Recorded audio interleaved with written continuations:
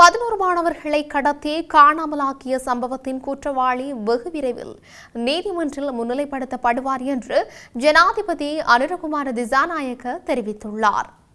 நாடாளுமன்றத்தில் உரையாற்றுகையிலே அவர் மேற்கண்டவாறு குறிப்பிட்டுள்ளார். புலிகள் காலத்தில் கண்டுபிடிக்கத்தக்க தங்க நகைகளை உரிமையாளர்களுக்கு வழங்க நடவடிக்கை எடுத்த போதும் அது இயலாமல் உள்ளது. எனவே அந்த நகைகளை பணமாக மாற்றி வடக்கு மாகாண அபிவிருத்திக்கு பயன்படுத்த தீர்மானித்துள்ளோம்.